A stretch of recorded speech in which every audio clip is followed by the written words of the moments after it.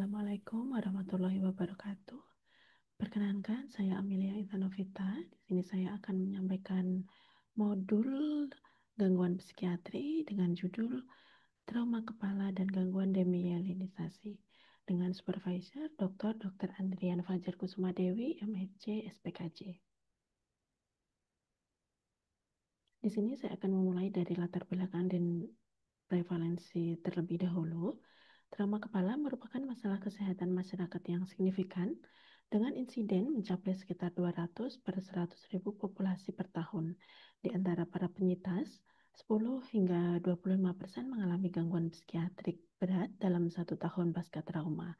Dengan faktor resiko meliputi usia muda, konsumsi alkohol, dan riwayat psikiatrik sebelumnya. Kemudian, menurut DSM-5, gangguan akibat trauma kepala ini diklasifikasikan dalam kode F07.X, di mana mencakup gangguan kepribadian organik, yaitu F07.81, gangguan kognitif organik F07.89, serta gangguan organik lain atau tak spesifik, yaitu F07.80, F07.9. Dan manifestasi klinis utama meliputi gangguan kognitif, khususnya memori kerja, perhatian, dan kecepatan prosesi informasi.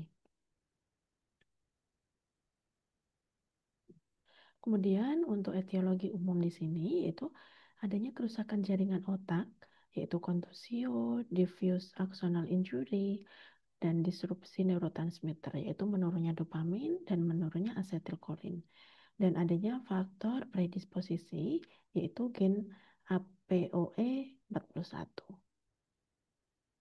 Kemudian untuk patofisiologinya, di sini adanya trauma akselerasi atau rotasi injury.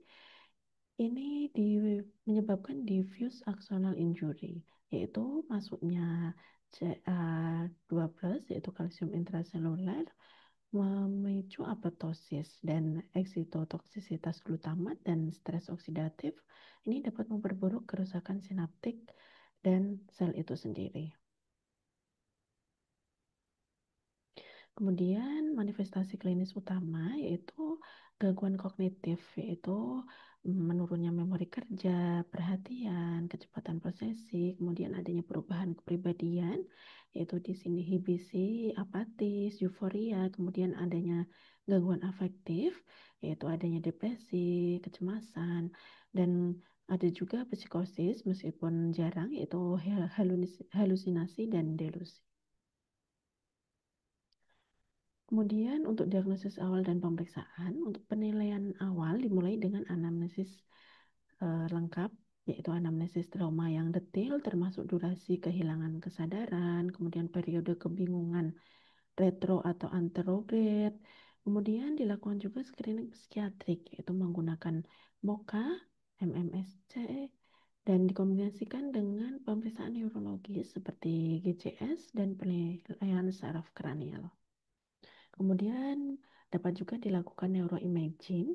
Di sini dapat menggunakan CT scan, kemudian dapat diikuti oleh MRI, kemudian bisa juga dengan diffusion tensor imaging yang diperlukan untuk mengevaluasi adanya cedera diffus. Kemudian diperlukan penilaian lanjutan. Untuk tahap penilaian lanjutan ini melibatkan tes neuropsikologi, yaitu seperti WISE, PASAT, dan trial making test, serta pemeriksaan psikiatri formal menggunakan mini DSM-5 atau HAM-D atau BDI untuk depresi. Kemudian dapat juga ditambahkan dengan EEG untuk menyingkirkan kemungkinan epilepsi pasca trauma. Kemudian untuk tata laksana medis ini dapat berfokus pada farmakoterapi dan rehabilitasi, di mana stimulan yaitu seperti metilfenidat ini dapat meningkatkan perhatian, dan SSRI di sini seperti sertralin dapat membantu mengatasi gejala dari depresi. Kemudian antikonvulsan seperti karbamazepin ini digunakan untuk pencegahan dari kejang.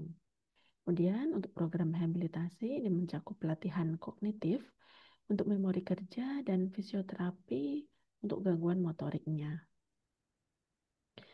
Kemudian untuk psikoterapinya bisa dilakukan dengan CBT, terapi kognitif perilaku. Ini diterapkan untuk manajemen gejala emosional, kemudian pelatihan strategi kompensasi memori, kemudian pendekatan psikoedukasi. Ini melibatkan pasien, keluarga, kemudian dukungan sosial dapat diberikan melalui kelompok seperti Headway. Di sini merupakan sebuah organisasi begitu untuk berfokus pada individu yang merupakan organisasi dukungan dengan cedera otak traumatik ataupun brain injury, dan juga berfokus pada keluarganya juga, dan bertujuan untuk membantu orang dengan cedera otak agar bisa beradaptasi, kemudian memulihkan diri serta meningkatkan kualitas hidupnya.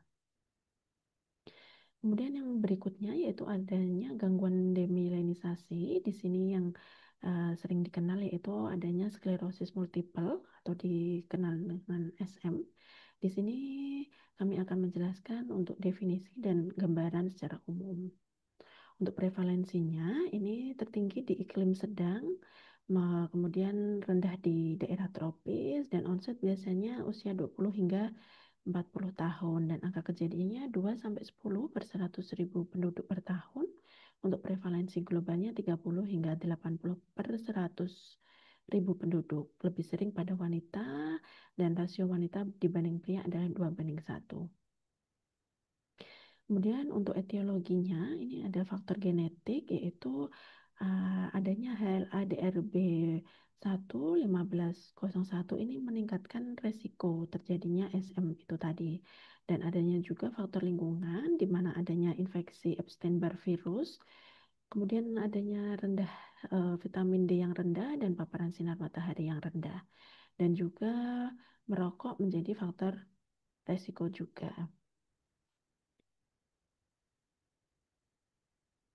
Kemudian untuk patofisiologi dan neurotransmitternya, di sini terdapat peradangan imunologis sehingga menyebabkan kerusakan mielin, sehingga terjadi penurunan neurotransmitter. Jadi lesi demyelinisasi ini ada lesi di demielin dan aksonal sehingga mengganggu konduksi saraf. Kemudian menimbulkan gejala sensorik dan motorik, dan di mana glutamat berlebihan sehingga terjadi eksitotoksisitas dan GABA menurun, adanya disfungsi atau menyebabkan inhibitory. Kemudian menurut DSM-5 klasifikasinya yaitu relapsing remitting MS atau dikenal dengan RRMS, kemudian ada secondary progressive MS, ada primary progressive MS, dan ada juga progressive relapsing MS. Dan untuk RRMS ini yaitu relapsing remitting MS ini paling umum yaitu sebanyak 85%. Sedangkan primary progressive MS ini terbanyak pada onset usia lebih dari 50 tahun. Untuk gejala awal di sini itu adanya diplopia, parestesia, kelemahan otot. Kemudian untuk kriteria McDonald di tahun 2010 ini diseminasi dalam ruang dan waktu. Ini adanya diagnosis kombinasi antara riwayat klinis, pemeriksaan saraf, dan MRI. Kemudian untuk pemeriksaan penunjang, di sini MRI otak dan sumsum tulang belakang diperlukan. Kemudian CSF ini ditemukan oligoclonal bands yang naik pada IgG dan evok potensial.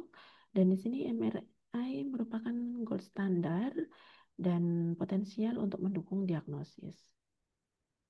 Kemudian untuk tata laksana medisnya, terapi modifikator penyakit ini bisa menggunakan interferon beta, glatiramer asetat, kemudian natalizumab, dan fingolimab.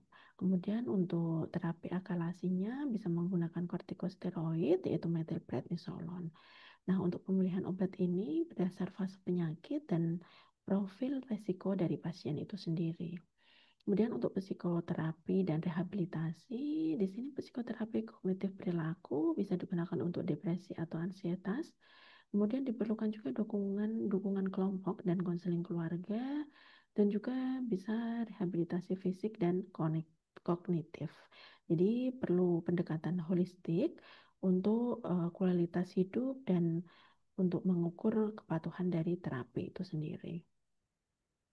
Kemudian untuk pemantauan intensif ini dapat membantu deteksi dini dari adanya relapse atau dari efek samping dari terapi. Jadi monitoring MRI ini dapat dilakukan 6 hingga 12 bulan, kemudian bisa evaluasi kognitif tahunan. Ini dengan menggunakan MACFIMS dan diperlukan juga screening depresi dan perubahan mental secara berkala. Kemudian untuk ringkasannya yaitu trauma kepala di sini merupakan menyebabkan risiko gangguan psikiatrik yang signifikan. Dan untuk klasifikasi DSM-5-nya ini ada di diagnosis F07.X. Dan untuk etiologinya yaitu adanya kerusakan fisik, kemudian adanya disfungsi neurotransmitter juga, dan untuk diagnosisnya ini memerlukan kombinasi klinis antara neuroimaging, kemudian pemeriksaan klinis maupun dari neuropsikologi. Untuk tata laksananya bisa menggunakan farmakoterapi, rehabilitasi kognitif, dan bisa juga dengan CBT. Kemudian untuk sklerosis multiple ini merupakan penyakit autoimun kronis dan memang dapat mempengaruhi sistem saraf pusat dengan manifestasi klinis yang beragam dan perjalanannya penyakit ini tidak dapat diprediksi dan diagnosis bergantung pada MRI dan McDonald kriteria. Kemudian terapi modifikator ini bisa diberikan untuk memperlambat progresi. Kemudian dibutuhkan juga psikoterapi dan rehabilitasi esensial untuk hasil yang optimal. Berikut adalah referensi yang saya gunakan. Demikian untuk presentasi saya pada kesempatan kali ini. Mohon maaf apabila ada kesalahan dalam tutur bahasa dan kalimat dari saya. Terima kasih. Mohon asupan dan bimbingannya. Wassalamualaikum warahmatullahi wabarakatuh.